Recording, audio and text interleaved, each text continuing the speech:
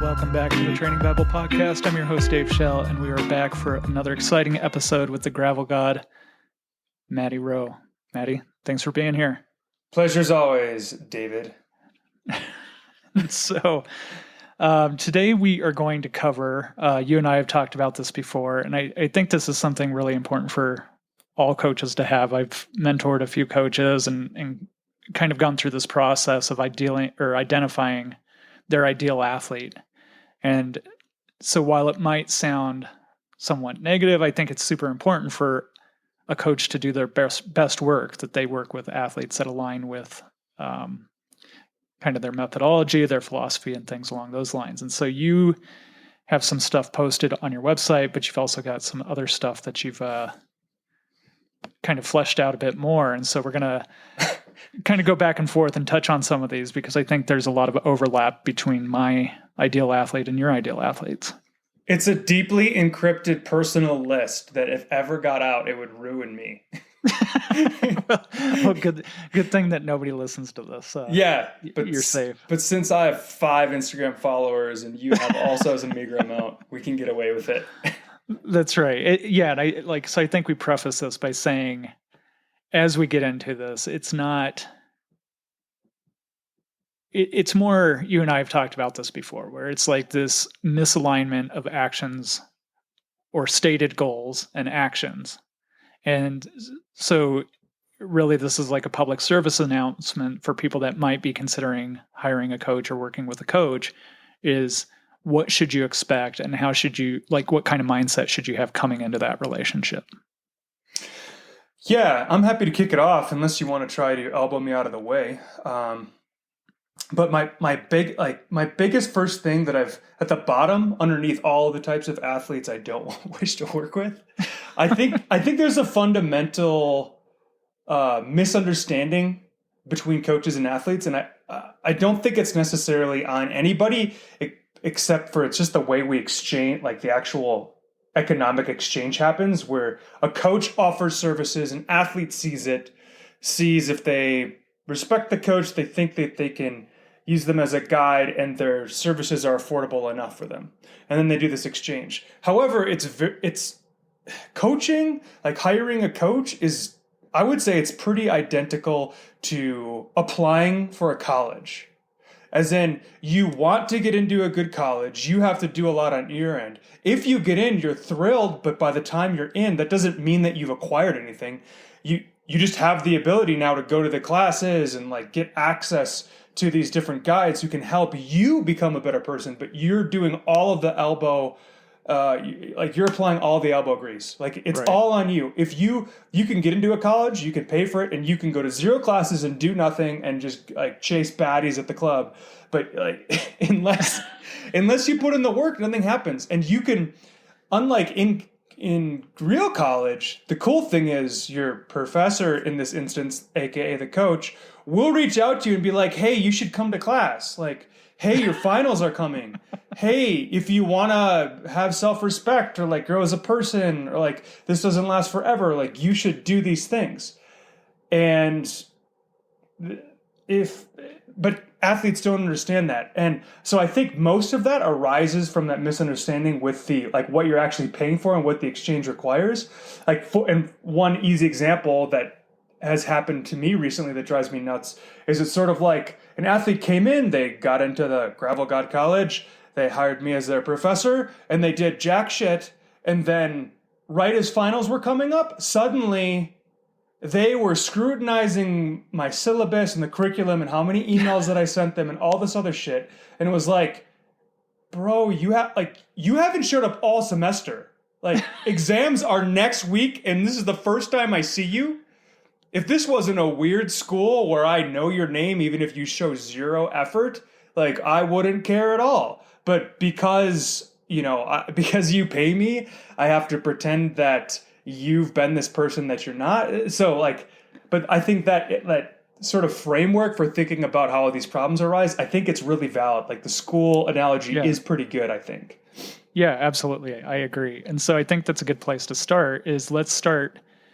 And this is something that I changed over the last year or two on my website is because I think, like you said, it's a fundamental misunderstanding where people hire a coach wanting one thing, but maybe are getting another. And so I changed the language on my website a couple of years ago where it's like, I think a lot of people hire coaches thinking that we have these secret workouts or these magic workouts that you only have to ride your bike 2 or 3 times a week, but you do these magic workouts and you're going to go sub-9 at Leadville, or you're going to win Unbound or something like that. And so I changed the language on my website saying, like, it's not about the workouts. And I tell people this, like 10% of our job is workouts. You're paying for our experience. Like, we're saving you from having to make the same mistakes that all these other athletes have made. And it's like everything off the bike. Like, the workouts are the easy part. You could Google workouts. You could like you said, you still have to do them, right? Like, we were just talking before we started recording about buying books and never reading them. And workouts are the same thing. It's like you can have all these workouts on your calendar, but if you never do them, it's not going to lead to anything. And so I love that, man. Like, and you're wrong, but you're right. Like, you're right.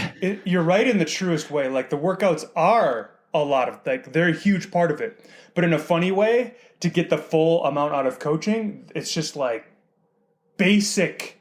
It's like a job. Like, you have to show up for the job. That's what workouts are. Are you showing up at all? That doesn't mean you're a good employee. You're certainly not getting employee of the month. Like, it's just exhibit A. Like, congratulations, you showed up on time. Do you want a cookie? Yeah. Like, no. Well, and this is going to go off topic a little bit, but that's kind of par for the course with us. I think like that's something we run into a lot of times too, where athletes are so concerned about the marginal gains and thinking that they need a ceramic pulley or they need to wax their chain but they're missing 70% of their workouts. And so, like you said, like, that's the fundamental like piece of it. It's like, don't worry about all that other shit until you're doing your workouts.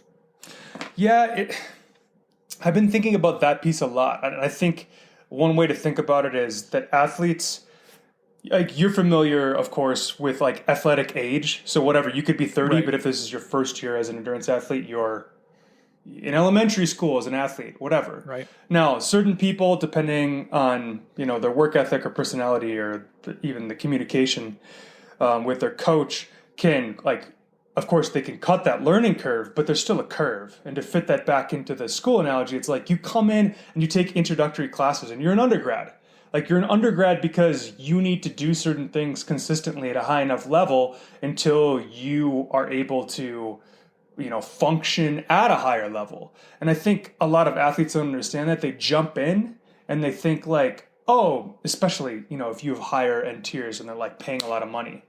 Like, if you're paying at the PhD level, but you as an athlete are performing at the undergrad level, it doesn't matter what you have to do your workouts on time. You have to sleep enough. You have to control your stress. You have to be logistically together and not a freaking train wreck. Like, there's so many things that are tough that are just like, because we're coaches and athletes and we've been in this bubble for so long, we're like, yeah, you do this. Like, you have a flat git. Yeah, you eat when you're training. Yeah, you don't stay up till 2. All that stuff. But as you're working with somebody who's an undergrad, you just see these like wild departures from the process that invariably leads you to be better than what you are now. Right. But it takes time. Right. So let's start by just saying, like, what is coaching and what isn't coaching? What is coaching? Jesus. Coaching is the guided implementation of a system. That's what I think it is. And what do you think is the highest value, the biggest value that you offer somebody? The biggest value that... actually, this just came up. It's 2 things. I take that back. That's part of the system, is part of the execution. What best coaching really is caring and believing in committed athletes. That's what it is. It's like when you're arguing with something, you're never going to be persuaded by somebody unless you feel like they care about you. whether it's a political argument or anything else. Like if you just come in and you're like, you're an idiot, it's like, "Meh." Like they're never going to come over to your side ever. If you're a coach and you come in and you're just a dick and like, and there's this hostility, it's like you're never going to grow together. But if you come in and you're like I just had this great exchange with an athlete where they've had a rough 6 months for all kinds of reasons that mostly haven't had to do with how amazing I am. And so in the last 2 weeks, they've been healthy enough and their life's been stable enough where they could train. Like they've gone through hell job changes, hell flu. And, this person like has a spirit. So the second week in, they did like roughly double what I wanted them to do for a workout. And I got so bent and so upset. And I was like, what the you've been off. You've been like taken out for 6 months. And the first thing you do is you come back, you do like 10 more intervals than I told you to do. And you rode 3 hours longer. And you were cocky in the comments about it. And I lost my bananas. And the guy wrote back and he was like, why are you so emotional? And I'm like, look, man, I've worked with you for a long time. I see how good you can be. I'm really frustrated with all the things that are getting in the way of that. And I want you to succeed. And then you come back and you act like your life hasn't been hell for 6 months. And that's like, there's a place to be cocky. It's a place called like, it's coming from stability. Like you've done your frickin' undergrad work. Like right. Not pretending you're this like mad tenured professor with the frizzled hair who's untouchable as a faculty. Like that's not where you are. And they came back and they're just like, they said something very, something that would even make my wife blush. They're like, I love you. You're great. I want to be with you even though I'm straight and you're straight. And I was like, yeah, okay. That's a little strange. But yeah, I mean, I showed I cared. And that I believe in them. And I think that's what the best coaching is about. It's not an Excel spreadsheet of workouts in the right pattern. Right. Yeah, I would agree with that. And so I think this kind of leads to one of the first things maybe it's on your website. I don't know. I'm not seeing it here on this email that you sent me, but it's the analogy about leading a horse to water. You can't make him drink, right? And so that's kind of where we're at, is that we're there to give athletes the tools, give them the guidance, but ultimately it's up to them whether or not they follow that. Yeah. Yeah, and I think the whole relationship is a little polluted because of the whatever economic reality the coach has. It would be, in an ideal world, the coach wouldn't need it, so they could be more real with the athlete, and they wouldn't have to semi-shill for an athlete that needs kind of like hard love or a hard conversation, such that would jeopardize them paying the coach. Like when you pay for school, you go in and at least when I was in school, I don't know how it is now. But you'd go in and if you had an issue with the professor, like they're still going to receive their salary, even if you don't like them. Right. So I think that can, unfortunately, for better or worse, I think that muddies the waters and it can ultimately be to the detriment of both the athlete and coach. Yeah, it is this interesting dynamic, and where a lot of times I liken it to like if you were managing people, but then the people you're managing are in charge of your salary. You know what I mean? Yeah. And so when you want to fire them or something, you're like your salary goes down every time. It's like, so it puts you in a tough position. But ultimately, it's like, yes, that's like most people. That's what they're hiring for, is that they want truth. Right. And they want to be pushed. But so we talked about what coaching is. And so now I think we're going to spend the rest of the time talking about what coaching isn't, or when it might be a bad match, depending on different types of athletes. And so I'll just start like what coaching isn't, at least for me. I think a lot of times people maybe have struggled to be consistent on their own, or maybe they don't necessarily enjoy riding their bike or something like that. But then they sign up for this big thing and they think, oh, if I hire a coach, then they're going to hold me accountable and then I'll do it. And that I've seen happen time after time, where it's like, I guess the first place I'd start is if you don't like riding your bike, you probably shouldn't sign up for things that are going to take you 6 to 12 hours of riding. that's a bad match. Yes and no. I mean, I think most what you said at the start of this last little thing about athletes want to hear the truth and come in and improve. I'm not actually sure that's true. I think lots of athletes have no idea, have never examined at all why they're doing what they're doing. I think a lot of times it's sort of on accident, and it can be for really like vague external reasons. Mm-hmm. And like, for example, in Boulder County, like how many people have a coach? Probably quite a few. More than in like Marathon County in Wisconsin, I'll tell you that much. Right. And why? Because there's a lot of people who ride who are like vaguely competitive, and when you ride with them, they'll say things like, "Oh, I'm sucked today because my coach made me do blah blah blah yesterday." So then everybody thinks that, very much like in San Francisco, say, in certain artistic communities, that everybody should have a therapist. That here everybody should have a coach. But do they really need it? Like, do they just want to be able to say they have a coach and kind of vibe? There's a lot of reasons people get a coach that has nothing to do with like.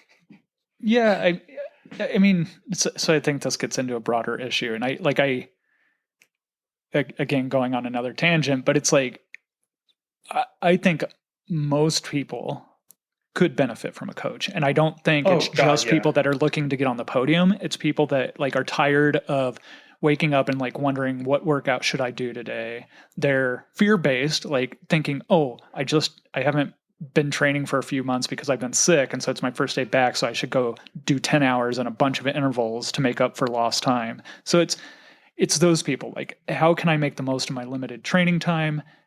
How can I have that voice of reason that tells me it's okay to take a day off and not to worry about it? Like, so it's not just people getting on the podium, but yeah, it's like, I think having clear purpose. I think it's especially not people getting on the podium. Half the people that get on the podium don't even need a coach. Right. There's that too, right? Yeah. So, but yeah, so going back to what we're saying, it's like having a clear idea of why you are getting a coach and then what you're in it for. And I think kind of what you were saying is like, it's almost like this status symbol. Yes. Like, you know what I mean? It's like you have a coach just because everybody else in your riding group has a coach. Yes, exactly.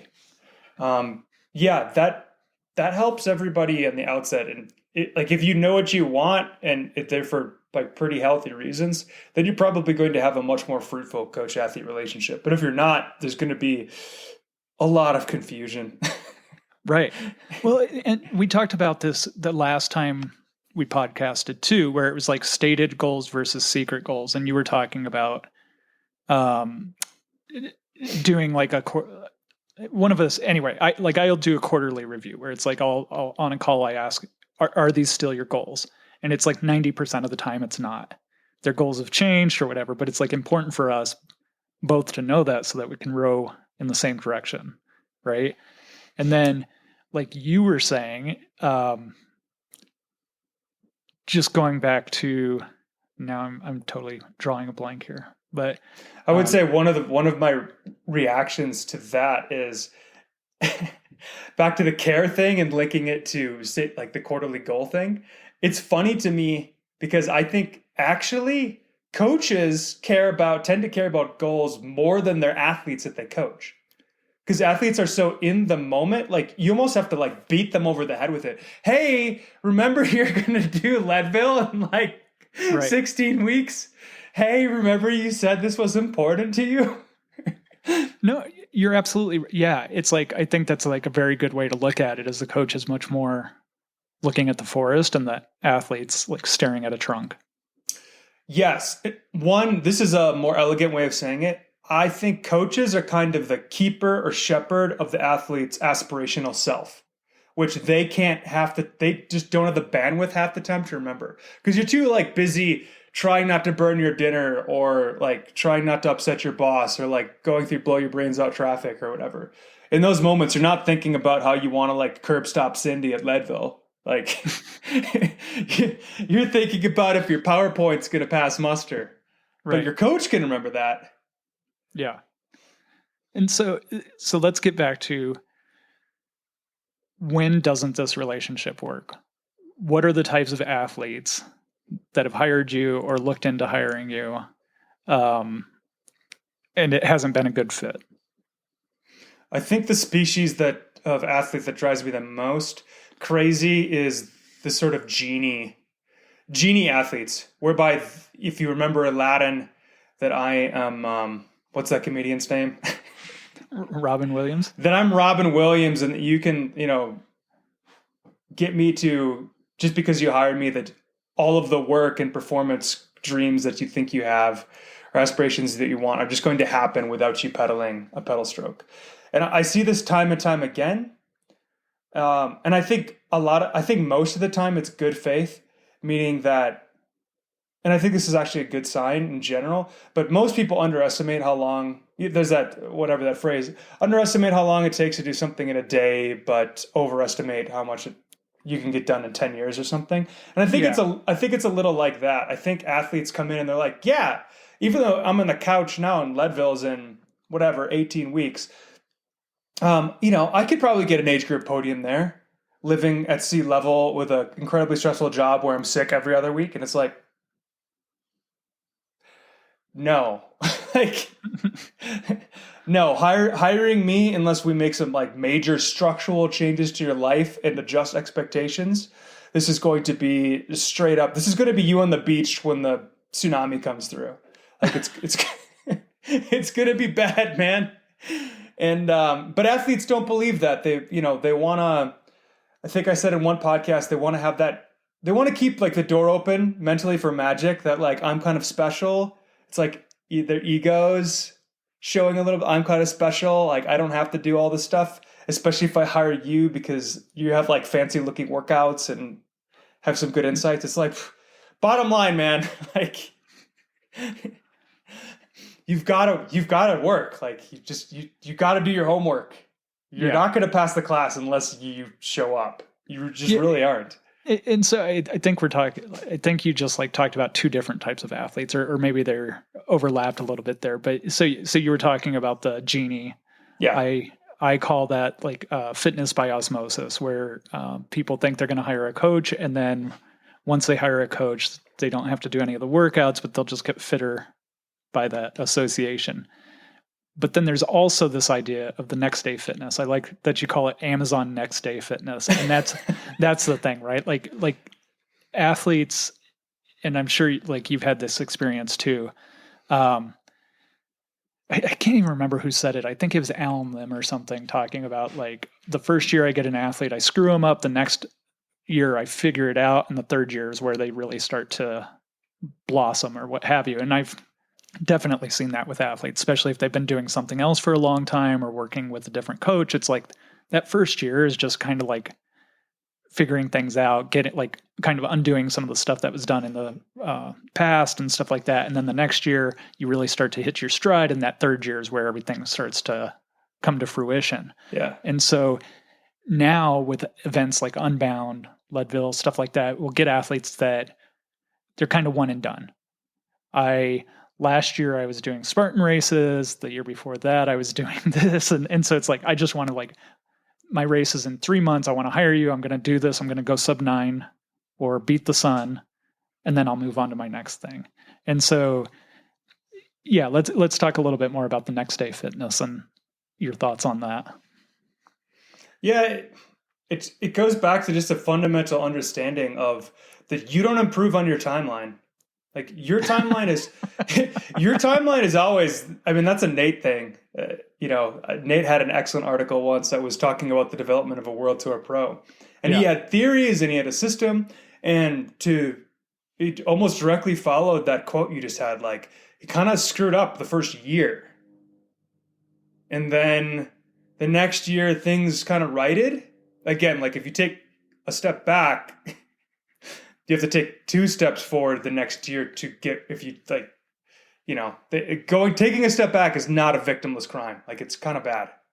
It takes you twice as long to get to the same damn spot if you just went down the middle of the path and just kept going one foot after the other. My point is, you will improve. Like, you're not a special, as much of a snowflake as you are. You like, if you just flush enough oxygen through your system, don't get taken down by drugs and alcohol or borderline personalities, you will get better. Like, but it's unfortunately most of this like progress that we're attracted to and we like seeing is either obscured or just exceptions. Like, all coaching marketing about you improved, back to the AI podcast. Chad improved 50 watts in 7 weeks or whatever. It's like, Chad's never touched a bike. Chad quit smoking and got on Ozempic. Like, no wonder Chad's doing better. It's not because of your time spent in Sweet Spot though. Like, it's the same stuff. Like, it's not sexy. And this is another where analogy comes in. Like, the best analogy to illustrate what steady progress is actually like is the financial analogy. Yes, there's somebody who got rich shorting whatever, some sort of stock, or like getting in early and rug pulling everybody on Dogecoin. Yep, there is somebody like that. But most people salt away like 10 to 20% of their salary into boring old Vanguard ETFs that just trace the market. And after 20 years, it's like, wow, or 5 years even, like, damn, like, I am much farther along than I thought I would be. And it's the same shit. It's just that like last year, I definitely had an athlete like this. They came in and of course they were super honest. And they're like, yeah, I'm a straight shooter and I'm in it for 2 years. And they didn't make it 3 months. And then based upon some metric we never even discussed that they pretended they cared about, that they didn't even say they cared about, they're like, well, this isn't going up automatically, like like I had a crypto launch. Yeah. So I'm done. And it was just like, okay, like, don't let the door hit you. Yeah, I mean, that is a very it's a very real thing, right? Like, again, let's go off on another short tangent here. It's like you get somebody that hires you and they tell you what their goals are. After a couple months, their FTP hasn't gone up. How do you have that conversation? If that's what they're measuring as success, right? It's like, I get that quite a bit where it's like, because there's so much FTPs everywhere. And so that's what people see as a success. And so it's like, if they haven't. Can I tangent off your tangent? Only if it comes full circle. There's this sort of thing in coaching where we joke about becoming, like, we're not coaches, we're therapists. And the reason we say we're not coaches, we're therapists, is because coaching, like athletes, when working with athletes, you're just going to see human nature. So this FTP thing, the human nature, you see this is people have irrational, often unexpressed desires for certain statuses. So FTP is a status. Mm-hmm. It's a signal of status within this bizarre, unlikable cohort called endurance athletes. And it's like they don't think they need to say it, and that, of course, when I work with a coach, it will just osmotically, to use your words, go up. But you could throw as much context or whatever at them, but it's sort of like FTP is the hot girl or guy at the party. Like, it's just, you can't help, like, it's there. Like, even if you don't want to look at it, it's there. Both as coaches and athletes. Like, it kind of haunts you. It's not everything, but damn, he or she looks great. Gonna look away. Like, it really is like. That reminds me of the meme where the guy's looking back at the hot girl. Yeah, right? It's like continuous improvement as a girl on the right hand side, and FTP's walking behind him, and he's like, "Damn, shorty!" It's like 50 watt FTP. Damn. I'm gonna have to run with that now. That you should posted soon. You should put that in the podcast notes. Yeah, for sure. That's great. So yes, exactly. But I get it. Like, I get it. And it's like endurance training, the human body is this very complicated, nebulous thing. Yeah, I always liken it to it because we're big on analogies. I liken it to a freight train or like a steam liner where it takes a really long time. Like you put in the inputs and you don't see the outputs for a long time, right? To like course correct something. It doesn't happen in seconds or days, but it like takes weeks. And so it's like I was just talking to an athlete a few days ago, and like they've been doing a really big block, and it's like, this is awesome. You're really going to see the benefits of this 4 to 6 weeks down the road. Yeah. Right. It's not like you doing the training today is going to translate to higher watts tomorrow. No. And another human nature thing about all this is, much like when the pandemic hit, we got exposed to exponential growth. And it was like, we're just so garbage. Like we're evolved to understand like internalized linear growth much easier than exponential growth. And I'm not saying that that's so common in athletic progression, but the way I like to talk about it is there's so many things you can improve as an athlete. Like even in a race, like you could become better tactically, you can become better nutritionally. Like before we're even talking about what your legs are like, you could improve psychologically. You can just say nicer things to yourself, which helps. It freaking helps, man. And let's say any of those things, I just named 3. So all of those things, what? They improve, let's say you improve them a modest amount, 1% each. And you're like, well, it's only 1% and like a percent of whatever. It's like, well, that 1% combining with this 1%, combining with this 1% might suddenly unlock this bigger deal variable percent, which suddenly manifests as like, you made the front group. Suddenly you're not dropped by 20 minutes. You're in the front group now. And like people, again, they'll look at like FTP, they'll be like, if I just get it up 5, it's like, oh, there's so many things. And the way they combine, you just don't know. And nobody can predict. No, exactly. And I think of this like with trainer monkeys is my word for them, is, people that love, like, do all their workouts on the trainer, do it on erg mode so that they can hit exactly to the watt and stuff like that. And it's like, you can get really fit riding indoor on the trainer. And I see this especially with like gravel and mountain bike, indoor fitness doesn't necessarily translate to outdoor success, because all of a sudden you're out there and you can't ride to your fitness because you haven't ridden your bike at speed. And so all of a sudden things are coming at you faster and you don't have the skills to navigate. I mean, I have the platonic ideal person like this that I've raced against. His name's, and I don't think he'll mind me saying this because he's better than I'll ever be. But I am much less talented than this other kid from Wisconsin, nicknamed Farm Watts, who's literally 195 pounds and has an FTP, I'm shitting you not, of 500. God, dude. Indoors. And he has competed for the United States for esports. And he's like an absolute unit. But before he did this, he just pivoted last year. Before he did this, he tried racing gravel. And as you can imagine, like he did not come from a background. He's 23 or 24. He started when he was 22. He did not come from a background of like BMX or anything like that. Yeah. I think at best like triathlon. So just like technical skills. And I would go to this race in Wisconsin, my hometown, and he would show up and he was so much fitter than me, but I would blow his doors off every year just because me, who's shit technically, could steer like appreciably better and had better tactics than him.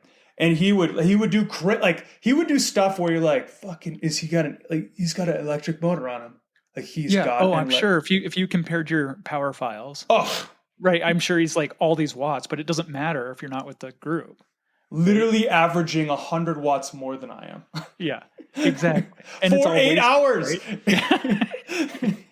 Just working so much harder. And finally, and to his credit, he's like, he would break his bikes and he's like, it's the steering shit is crack or whack. And it's like, yeah, this steering stuff is whack. Why don't you go on and earn a decent living just holding 500 watts or 550 watts or whatever you're doing for 25 minutes. Do that. On Zwift, right? Yeah.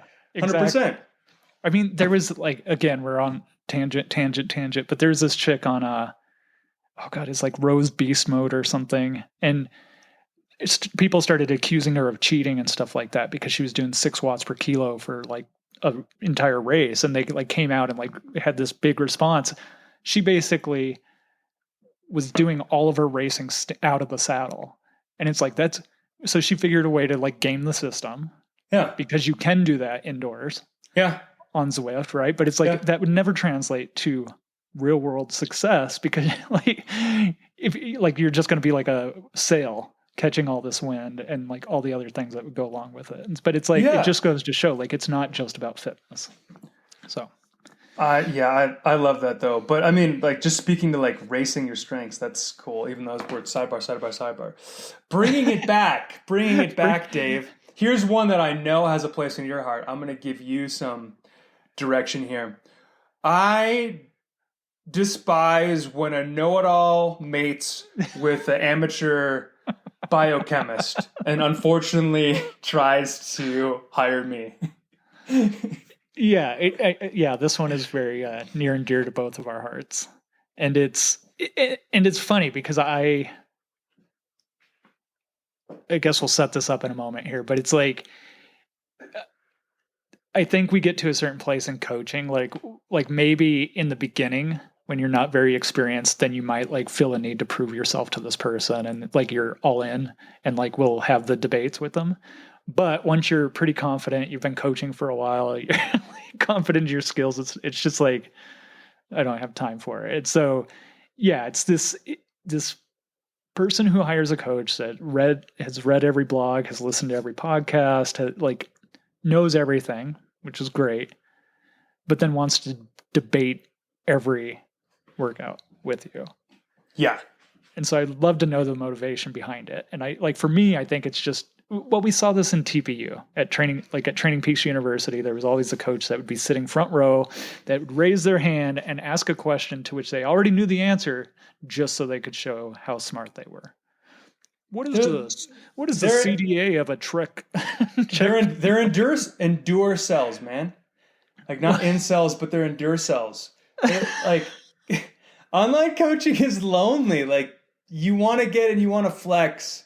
You know, you want to go to some coaching conference and kind of be like, "What's up? Like, look at what I know." That's right. Yep. Yeah.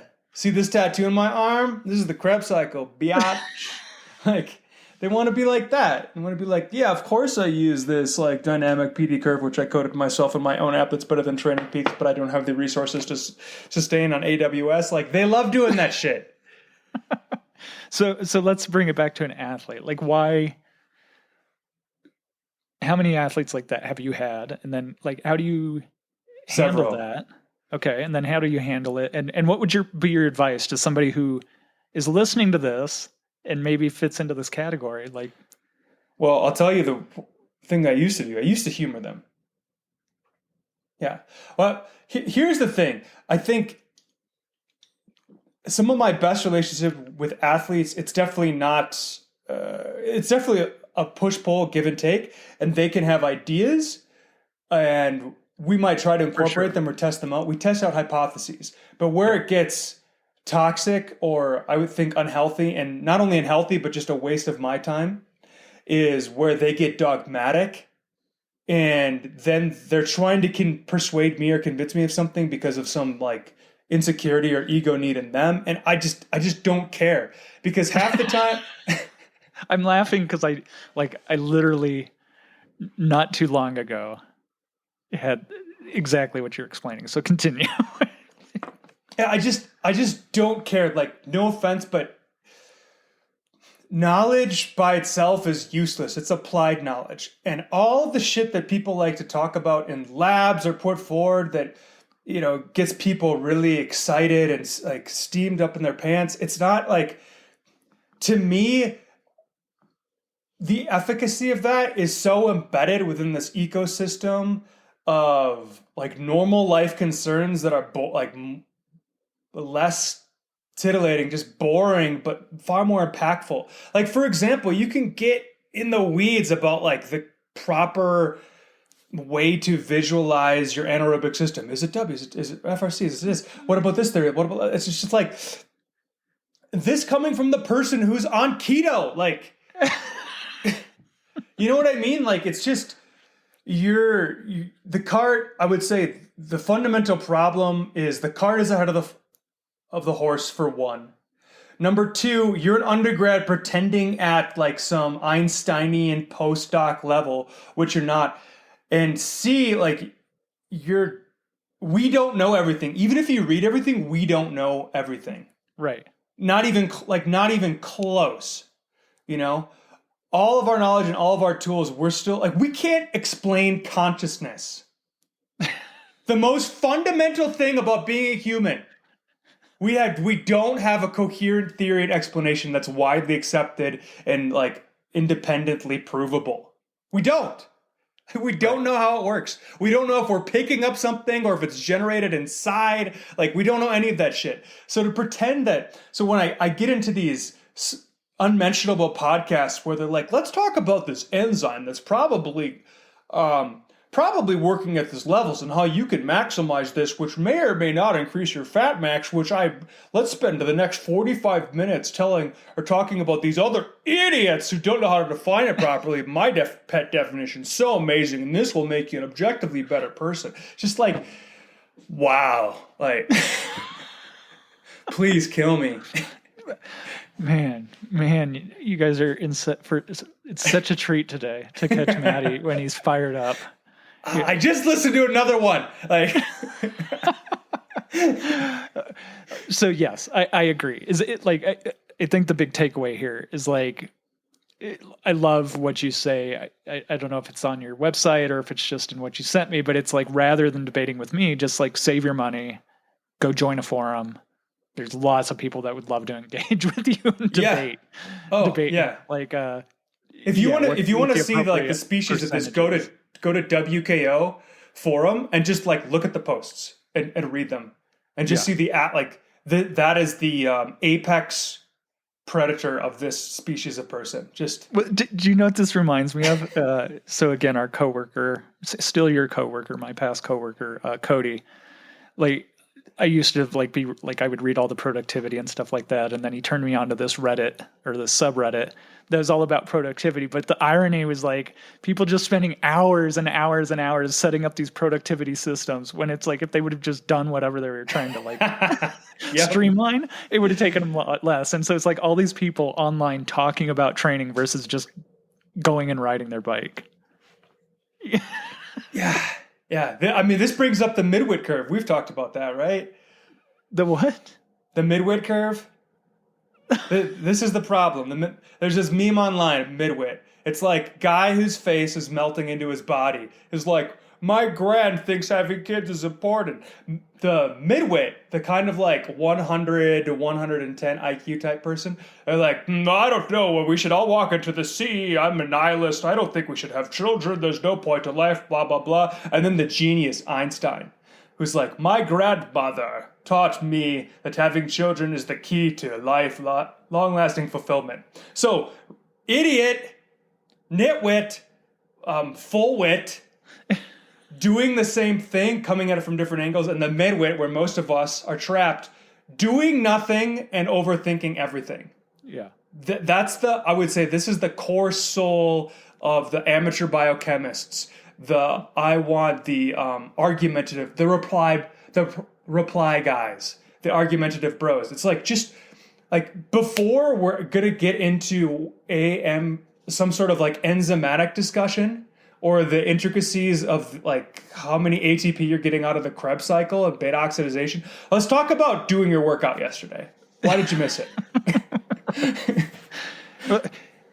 Again, another podcast, but yeah, I think it's usually pretty simple. Like in my experience I've been doing this for 10 years now, 15 years now. Every athlete, it usually comes down to like one of three things that we need to work on. And until we've optimized those three things, there's no point in worrying about like all the hyper optimization type of thing. Right. And so, yeah, it's usually pretty simple. And it usually comes down to like riding your bike more, resting more, or doing more or less intensity. Yeah. Yeah. The KISS thing. I mean, it's funny. Yeah. You go through evolutions as a coach. And at first, everything's overwhelming, and then you kind of get your feet about you, and then you want to overcomplicate everything, and then you kind of end up on the shore, like smoking a doobie with your other coach friends, being like, you gotta. There's three things that you have to watch like ceaselessly. But if you just watch those three things, most everything falls into place, or is at least pretty reachable with some like specific, completely anal, tip of the spear kind of coaching and work. But it's mostly about those other three things. Well, and I think the other nice thing about that is that we have a hard time as humans keeping more than three things in our brain anyway. So when people are trying to monitor 12 different things all the time, then you lose sight of what's important anyway. And so it's like I always, the rule of three, right? Like identify your three key things that you need to work on. And that can change over the course of the season or whatever, but it's like works great for when you're identifying goals for a race or race demands or what have you. And I think people get lost in the weeds a lot. So moving away from that tangent, what's the last kind of athlete archetype you want to discuss? Because there's so many. And if you let me to post this on the show notes, I definitely will. Well, I definitely... if you want to put yourself out of business. If I want to put myself... I actually don't mind. I would say it's a tie for me between mind readers and tightwads. Okay, so let's... So you pick. The mind reader. No, I want to hear them both now, so let's talk about them both. So let's talk about the mind reader. My brother, when he was high once, we were playing... we were playing Pictionary, and I was his partner, and I told him to draw... The word was like farm. And no, the word was chicken. And he drew everything on a farm except for the chicken. And I was so pissed off. And then to change the subject, a girl at that party said, "Hey, what are you going to be doing? Once you get back from Colorado, go back to Wisconsin." And he was so high and paranoid. He said, "Why would I know?" And I lost it. I was like, dude, who else would know? I tell that story because I think it's even in the absence of weed, I think most athletes don't actually know themselves that well and could use some more journaling or a little bit more introspection where they're thinking about their goals and not only that, but like knowing themselves a bit and like how that might be changing, where they might be going, and then communicating that with their coach. I've worked with a lot of athletes where there's just the daylight, the delta between where they started and where they ended up suddenly without letting me know is just like it is stranger than fiction. Like I'll suddenly just see them pop up in a Caribbean island and I'll be like, "What's up?" This happened once many years ago, but it's like, "What's up?" "Oh, I'm going through a divorce, I decided to go down here for a while." It was like, "Hey, sorry to hear that. Would have been nice to know." Yeah. But it's just shit like that all the time. From a less sort of dramatic perspective, maybe more of a training perspective, it can be suddenly flipping your A race or not keeping your coach abreast of concerns you might have. This goes, I have certain touch points within my coaching system. You can make a comment. I do a weekly review every week, which you should be able to respond to. And you can text me. And we have phone calls once a month. So you got 4 touch points. If you use none of them and then, right when you're about to break up with me, you're like, I was just getting so upset over the past, the past 2 months. It's just like that, man. That makes me want to murder. It makes me want to commit murder. It's like you have every opportunity. You're just lazy. Let me know. I can work with you, but you have to say something. Yeah. And who's your significant other? Let me send them a care package because they have to work with you. God damn. Oh, Maddie. Oh, man. And then what was the other one of the mind reader? Oh, that's just mine. The other one was tightwad. Yeah. So what's the tightwad? It's just people that like the moment somebody comes in, we've talked about this, but it's funny. Like the more affluent a person is, you offer them services and they're just like, how much? And then you're like, this much. And they're like, cool. Can I pay for 6 months in advance or a year in advance? And then bam, they like the money comes before you even like while your jaw's like coming off the floor because they want to pay for a year of coaching in advance. And then they're great. And then you get somebody who's like really, I'll just call them, then the tightwad pops up and they're like, do you have any, don't you, like, I've done my research in the market. It looks like they got a bazaar in India. Like, can I get your coaching service, your livelihood that you depend on to feed yourself? Can you lower it $100 a month? And oopsies, I was late again. I'm so sorry. Does that inconvenience you? Yeah, it's just You've missed your calling. I think we need to do a sketch comedy show or something. Busting out all the characters today. It's just crazy. Well, I think it goes even beyond that. Like you and I have talked about this before, and it's not even that. Like, I mean, that's the culture now, right? Like everybody wants a discount. We all want a coupon code. Yeah. You can't pay full price for anything, right? But I think what's harder, and I think you'll agree with this, is when they're nickel and diming, but then they purchase a $12,000 bike, or they you know what I mean? And so it's like, basically the message that you're receiving is that they don't value the service you're providing. Right. And so I think that like, I've thought about doing this a lot of times about like posting something, but it's like, it's the same thing with like bikes, right? Like if somebody's like, I actually got an email today from somebody that said they decided to go with a cheaper coach or something. And it's like, there's cheaper bikes out there. Walmart sells bikes. Yeah. Why are you on a Specialized? Why are you on a truck? Yeah. You know, it's like think about it. Like, and so just kind of, it's like, yep, you can pay $10 for coaching or $20 for air quotes coaching, but you're going to get $20 coaching. Right. 100%. And I've heard this thing about like a plumber or an electrician or whatever, where it's like, they come, they fix your thing in 5 minutes and then it's like $300 or something like that. Yeah. And it's like, why is it $300? Right. Yeah, it's like, because you're not paying for all the time I've learned to do this, how efficient I am, like all these other things, and it's like, yeah. So I think that's the bigger issue, is that like people maybe not appreciating the value, which is fine if it's not like, if you value the $20 AI coach better, by all means, but don't throw it back at me.